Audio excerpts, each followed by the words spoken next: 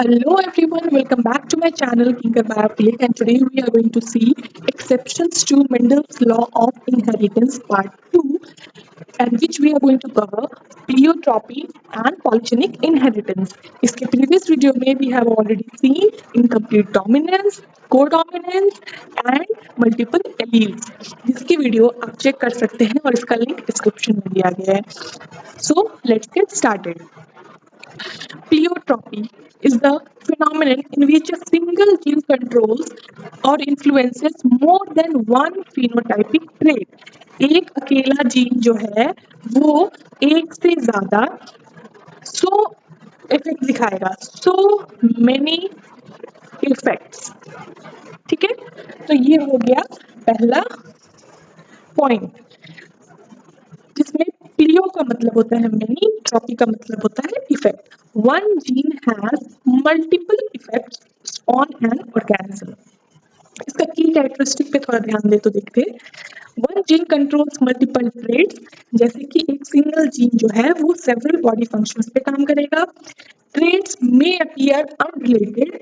अगर वो different functions organs पे काम करेगा, different body functions पे काम करेगा, तो क्या ये trait related हो सकते हैं?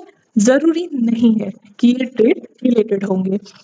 Then occurs because gene products are used in multiple tissues. The protein produced by a gene may participate in several biological processes. अगर किसी जीन से कोई प्रोटीन प्रोड्यूस हो रहा है तो वो प्रोटीन का यूज मल्टीपल टिश्यूज में हो सकता है. और fourth point, mutation produces multiple effects simultaneously. मतलब एक effect changing on one gene can alter many observable characteristics. मतलब होता है कि अगर एक जीन में चेंज हो रहा है तो उसके इफेक्ट्स आपको एक साथ ही बहुत सारे जगह पे दिखने को मिलेगा.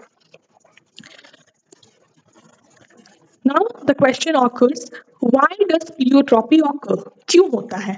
तो एक जीन में produce protein needed in different organs. अगर कोई जीन प्रोड्यूस कर रहा है ऐसा प्रोटीन जो बहुत सारे ऑर्गन्स में काम कर रहा है, या फिर वो कंट्रोल कर रहा है बहुत सारे बायोकेमिकल पाथवे को, या फिर बहुत सारे सेवरल अदर जीन के एक्टिविटी को कंट्रोल कर रहा है, तो इस वक्त प्लियोट्रॉपी ऑकर हो जाता है. Therefore, a defect in one gene have widespread effects. जिसके एग्जाम्पल के तौर पे first one we can see that is phenylketonuria, PKU. What is PKU? Phenylketonuria is a genetic disorder caused by mutation in the gene responsible for producing the enzyme phenylalanine hydroxylase. Simple सी बात समझनी है. एक gene है जो phenylalanine hydroxylase enzyme को बनाता है, और वो एंजाइम क्या करता है, फिनाइलएलेनीन अमीनो एसिड जो होता है उसको टायरोसिन अमीनो एसिड में चेंज करता है. सिंपल ये बात है. फिनाइलकेटोनुरिया क्या है? ये एक उस जीन का डिसऑर्डर है जो जीन फिनाइलएलेनीन हाइड्रोक्सिलेज बना रहा था, और वो कैसे हो रहा है? Due to mutation. म्यूटेशन का मतलब होता है sudden change in the gene. तो नॉर्मल कंडीशन में फिनाइलएलेनीन टायरोसिन में कन्वर्ट होता, जिस कौन से एंजाइम की वजह से? फिनाइलएलेनीन हाइड्रोक्सिलेज की वजह से. लेकिन अगर फिनाइलकेटोनुरिया कंडीशन आ जाता है तो वो एंजाइम जो है वो एब्सेंट या फिर डिफेक्टिव हो जाता है, जिसके वजह से फिनाइलएलेनीन जो है टायरोसिन में नहीं बदलेगा, टायरोसिन में नहीं होगा. ठीक है, तो जिसकी वजह से फिनाइलएलेनीन एक्यूमुलेट हो जाएगा बॉडी में. और ये चीज होता है, म्यूटेशन जो होता है वो कौन से क्रोमोसोम में होता है? 12th क्रोमोसोम पे होता है. This is something, the mechanism of the PKU you need to remember. अब देखते हैं कि एक अकेला जीन जो एंजाइम बना रहा था उसमें डिफेक्ट आ जाने की वजह से क्या क्या मल्टीपल इफेक्ट्स शो कर रहा है. तो multiple effects of the same gene mutation, a single gene mutated gene causes mental retardation, जिसको इंटेलेक्चुअल डिसेबिलिटी भी कह सकते हैं, reduce skin pigmentation, hair pigmentation defects, developmental delays, body development करने में कम हो जाएगा, स्लो होगा, neurological problems. One gene affects many traits demonstrating pleiotropy. Now I hope pleiotropy आपके लिए क्लियर होगा. और इसके साथ साथ let's move to next example that is sickle cell anemia.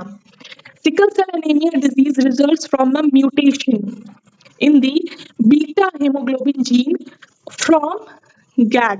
ये GAG का मतलब होता है ग्लूटामिक एसिड, ये भी एक अमीनो एसिड है, two valine amino acid, two valine amino acid. जैसे ये नॉर्मल हेमोग्लोबिन जीन है, RBC normally biconcave disc होता है, लेकिन जब ये इसको सिकल सेल एनीमिया होता है तो ये आरबीसी जो है ये सिकल शेप्ड हो जाते हैं, सिकल शेप्ड हो जाते हैं। और ये सिकल शेप्ड, इसका शेप जो चेंज होता है वो क्यों होता है? Due to in the change in the sixth codon, change in the sixth codon of haemoglobin क्या हो रहा है? जहां पे ग्लूटामिक एसिड आना चाहिए था वहां पे क्या आ गया? वेलिन आ गया। तो ग्लूटामिक एसिड के जगह पे वेलिन के आ जाने से सिकल सेल अनीमिया हो जा रहा है, सिकल सेल डिजीज हो जा रहा है, आरबीसी का शेप चेंज हो जा रहा है। तो इसके इफेक्ट्स भी है उससे, जैसे कि एक जीन में चेंज हो गया, यहाँ पे एक थोड़ा सा सिंपल सा चेंज ग्लूटामिक की जगह वेलिन आ जाने की वजह से इसके कितने सारे इफेक्ट है। Abnormal sickle cell red blood cell anaemia, यानी कि ब्लड की कमी, ऑक्सीजन नहीं ट्रांसपोर्ट कर पाएगा ये सिकल सेल शेप वाला। एक्यूट पेन, बॉडी में एक्यूटली बहुत ज्यादा पेन होगा, ऑर्गन डैमेज होगा और ये ऑक्सीजन ट्रांसपोर्ट नहीं कर पाएगा, तो इसलिए रिड्यूस्ड ऑक्सीजन ट्रांसपोर्ट। यही सिकल सेल एनीमिया पे जो है ये एक सिंगल पेयर ऑफ जीन, मतलब कि 1 और 2, तो सिंगल पेयर ऑफ जीन से रेगुलेट होता है, जिसका इस तरह से सिंबल होता है HB हीमोग्लोबिन A HbS। अगर HbA है तो वो डोमिनेंट है, नॉर्मल कंडीशन है, ठीक है, और HbS है तो वो रेसेसिव कंडीशन है, मतलब कि वो डिजीज हो जाएगा, इसको कह सकते हैं disease, B is for disease, ठीक है। तो HbA अगर दोनों जगह A रहे तो होमोजाइगस डोमिनेंट, तो ये कंडीशन नॉर्मल है। अगर HbS और यहाँ पे भी HbS है तो रेसेसिव कंडीशन है, तो ये डिजीज कंडीशन हो गया, ये क्या हो गया? डिजीज हो गया। HbA HbS यानी कि हेट्रोजाइगस है, तो ये कैरियर है इन सेंस कि ये डिजीज शो नहीं करेगा, पर ये डिजीज कर सकता है अपने आगे के जनरेशन में, खुद में ये डिजीज शो नहीं करेगा पर आगे के जनरेशन में ये डिजीज कॉज कर सकता है। सेकेंड थिंग, अगर ये कैरियर होता है तो एक बेनिफिट भी होता है इसका। बेनिफिट ये होता है कि इसमें इसको मलेरिया नहीं हो सकता। मलेरिया इसलिए नहीं हो सकता क्योंकि मलेरिया जो है वो नॉर्मल आरबीसी में इफेक्ट करता है, पर सिकल शेप होने की वजह से ये मलेरिया का जो भी इफेक्ट है वो नहीं दिख पाता, ठीक है। I hope this is clear to you. Now moving on to next one, that is NCERT का एग्जाम्पल है starch synthesis in P. Mendel studied seed shape in peace, जिसका जीन कैपिटल बी से राउंड सीड्स को major बताया गया और small B से wrinkled seeds को। जो राउंड सीड्स थे वो लार्ज स्टार्च ग्रेन्स प्रेजेंट, मतलब कि उसमें ज्यादा स्टार्च प्रेजेंट होता था तो वो काफी राउंड थे, और जो रिंकल्ड सीड थे जो स्मॉल बी रेसेसिव कंडीशन था उसमें लेस स्टार्च होता था। तो यहाँ पे क्या हुआ कि एक इंटरमीडिएट कंडीशन भी आया, और इंटरमीडिएट कंडीशन में क्या हुआ कि एक कैपिटल वी और स्मॉल वी हेटेरोजाइगस कंडीशन है, तो इंटरमीडिएट कंडीशन हो गया, इंटरमीडिएट कंडीशन। और इंटरमीडिएट कंडीशन में जो सीड्स हो गए वो नॉर्मल साइज के हो गए और उसमें मीडियम स्टार्च होने लगा। तो दिस कॉजेस, एक जीन की वजह से, एक जीन में चेंज होने की वजह से क्या हुआ? Reduce starch accumulation, increase sugar concentration, increase osmotic Uptake of water, seeds shriveling on drying. Thus one gene indirectly affects several characteristics of a seed. So pleiotropy का हम लोगों ने 3 एग्जांपल देखा। पहला है phenylketonuria, second sickle cell anaemia and third you can remember starch synthesis in pea. तो यहाँ पे आपका प्लियोट्रॉपी over होता है, and I hope it is very much clear to you. Now we are moving to another one, that is polygenic traits यानी कि quantitative inheritance. We are talking here about the quantity. क्या बात करेंगे? Quantity के बारे में। तो polygenic inheritance is the inheritance of a trait that is controlled by two or more genes and each contributing a small adaptive effect to the phenotype. In other words, many genes एक trait, बहुत सारे genes एक ही trait पे काम कर रहे हैं। जैसे मान लेते हैं skin color, स्किन कलर पे बहुत सारे जीन्स एक साथ काम कर रहे हैं। इसके आगे जैसे कैरेक्टरिस्टिक ऑफ पॉलीजेनिक ट्रेट पे पहले देखते हैं क्या है। Quantitative in nature, shows continuous variation, controlled by many genes, often influenced by environment and follow a bell-shaped distribution in population। ये हम लोग देखेंगे अभी बेल शेप क्या होता है। ये environment से भी influence हो सकता है, ये control होता है बहुत सारे genes से, continuous variation दिखेगा, बार बार variation दिखते जाएगा और quantitative in nature होता है, बहुत सारी quantity होगी इसमें। तो let's see, इसका बहुत अच्छा एग्जाम्पल होता है ह्यूमन स्किन कलर। तो जैसे यहाँ पे पेरेंट जनरेशन में हमने लिया स्मॉल ए, इसको जस्ट यहाँ पे चेंज हो गया है। ये एक अलग एग्जाम्पल है, इसी को यहाँ पे चेंज कर दिया गया है, इसके लिए कंफ्यूज नहीं होना है, ठीक है। तो जैसे यहाँ पे small a, small b, small सी है। यहाँ पे वेरी डार्क कंडीशन में सारे डोमिनेंट वाले हैं वेरी डार्क कंडीशन में। जब इनका क्रॉस कराया गया तो यहाँ पे हेट्रोजाइगस कंडीशन आ गया और इसी का सेल्फिंग कराने से ये पूरा पनेट स्क्वायर बना है। तो यहाँ पे क्या दिख रहा है, एक पूरा व्हाइट, फिर वेरी फेयर, फिर intermediate, dark brown, very dark brown और प्योर ब्लैक। इस एग्जाम्पल से देखते हैं क्या है। जैसे यहाँ पे जस्ट इसके पेरेंट्स को चेंज किया गया है, इससे कोई बहुत ज्यादा कोई फर्क नहीं पड़ रहा है, ठीक है। Black, capital A, capital capital C, capital C. White, small a, small b, small c. Parents हो गए। जब इसके गैमेट्स निकालेंगे तो ये ए बी सी गैमेट्स हो गए। जब इनको क्रॉस कराया गया तो capital A, capital B, capital C, small सी।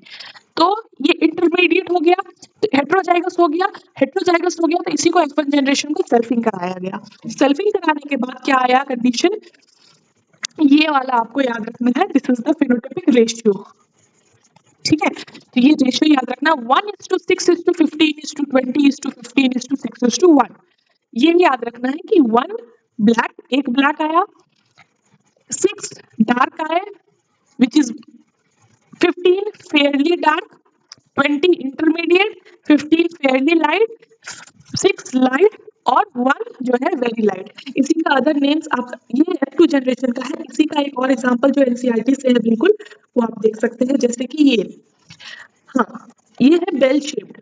जैसे ये हो गया, मान लेते हैं फेयर, वेरी फेयर, ठीक है।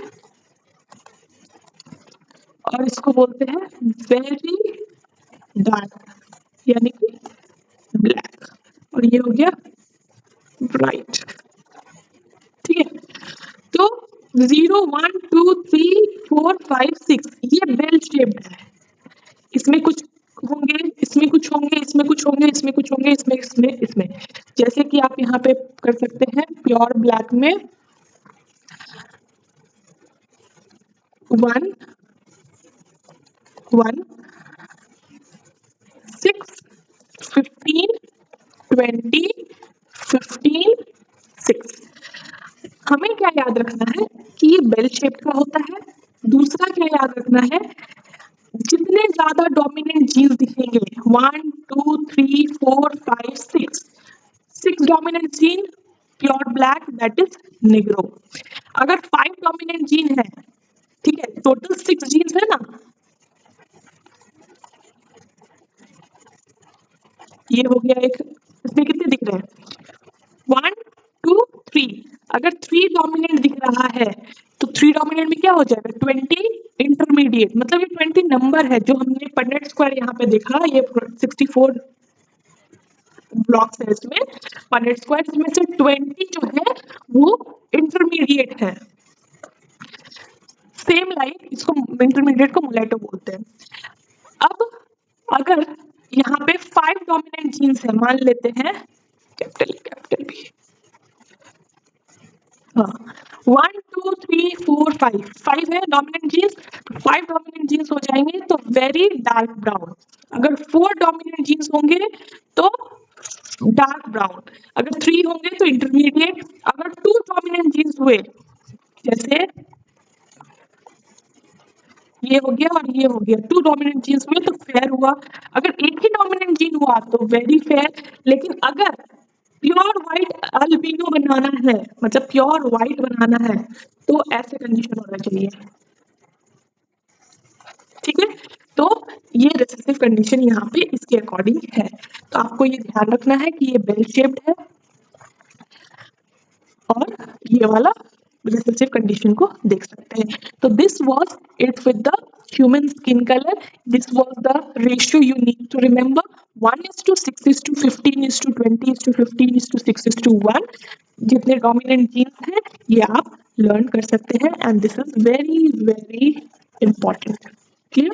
So thank you everyone for watching this this video. If you do like this video, please do like, share and subscribe in the bio link and share with your friends as well. Thank you so much.